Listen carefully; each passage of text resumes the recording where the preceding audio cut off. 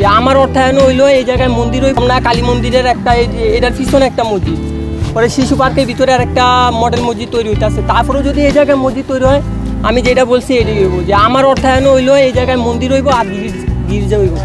এখন যদি কেউ পাশে থাকুক কিংবা না থাকুক, উনি তো এটা মানে ষড়যন্ত্র, এক কথা এগুলো উনি নিজে নিজে জানে এটা ষড়যন্ত্র কাজ করতে। আর যে মোল্লা একটা এই জায়গায় আইছে, মানে ওনার কথা এখন কী বলবো, মানে উনিও ওনাদের পক্ষে, এটি হইলো মেন কথা।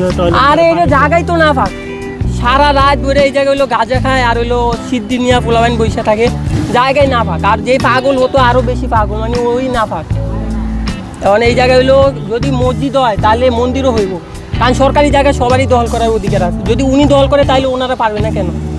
মসজিদ মসজিদও তো আছে 4-5টা, মসজিদও তো আছে, মসজিদও ভিতরে আছে। এই জায়গায় মডেল মসজিদ তৈরি করতে আসে না শিশু পার্কের ভিতরে। আপনি যদি আমি যাই তারি এখন নিয়ে দিই, আমি শিশু পার্কের ভিতরে একটা মডেল মসজিদ তৈরিতে আছে। হ্যাঁ অবশ্যই, কারণ আপনাকে যদি এতই প্রয়োজন হয় আশেপাশে যাইবেন নামাজ পড়বেন, কিন্তু এই জায়গায় সরকারি জায়গা আপনারা তো এমনি দল করতে পারেন না। যদি এই জায়গায় মসজিদ হয় তাহলে মন্দির হইব, গির্জা হইব এই জায়গায়, তাও আমার অর্থায়নে যদি কেউ না থাকে, যদি এই জায়গায় স্থায়ীভাবে মসজিদটা থাকে। আমি এতটুকুই বললাম। এখন এখানে খায় গাঁজা খায়, ওই যে হুজুর উনি বললো যে উনি হচ্ছে গাঁজা খায়। আর ভাই ওরা তো ছোটোকাল থেকে যে রাস্তায় সম্ভবত থাকছে মনে হয়, উনি নিজের ধর্মে এখন নিজেও যায় না। আর ধর্ম এখানে তো মানে উনি ধর্মটারে সবার আগে আনছে। উনি যদি চাইতো যে আমার মৌলিক চাহিদা যে আমার খাদ্য, বাসস্থান, ঘর, চিকিৎসা এইগুলো, তাহলে আমি সমস্যা হইতো না। কিন্তু উনি হইলো ধর্ম নিয়ে আইসে এই জায়গায়, তাহলে আমি কোনো বক্তব্য দিতাম না, কিন্তু উনি হইলো এতে ধর্ম নিয়ে আইসে। আর উনি বলছে যে এই মসজিদ বাংলে রমনা কালী মন্দিরও ভাঙতে হবে। উনি রমনা কালী মন্দিরের সম্বন্ধে অত কিছু বোঝেন না, কারণ হচ্ছে রমনা কালী এই জায়গার নামই ছিল আগে রমনা উদ্যান। পরে যখন সরোয়ার্দী মানে শহীদ সরোয়ার্দী ওনার নামে পরবর্তীতে এটা শহীদ সরোয়ার্দী উদ্যান করা হয়েছে। কিন্তু উনি ওই দিনটা বললো যে যদি এই মসজিদও ভাঙে তাহলে ওই মন্দিরও ভাঙতে হইব, মানে ওনার ভিতরে আসলে একটা ষড়যন্ত্র কাজ। হ্যালো বন্ধুরা, এই যে ছেলেটি এখানে মন্দির ও গির্জা বানানোর কথা বলছে, তো এই ছেলেটি একটি মুসলিম ছেলে, কোনো হিন্দু বা খ্রিস্টান ছেলে নয়।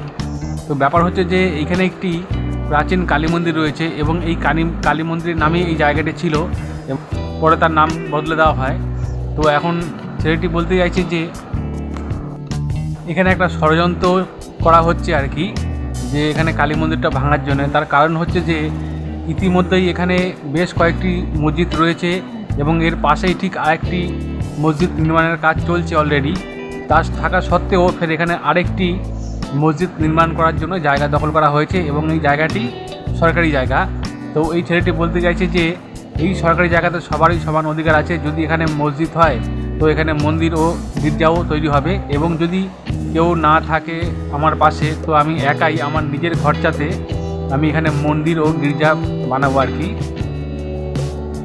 তো অপরদিকে যারা এই জমিটা মসজিদ বানানোর জন্য দখল করে রেখেছে, তো তারা বলতে চাইছে এখানে যদি মসজিদ বানাতে না দেওয়া হয় বা যেটুকুনি তৈরি করা হয়েছে সেটুকুনি ভেঙে ফেলা হয়, তো কালী মন্দিরটাকেও ভেঙে ফেলা হবে। তো এটাই ছেলেটি বলছে যে এটা তাদের ষড়যন্ত্র আর কি, আর কিছুই না।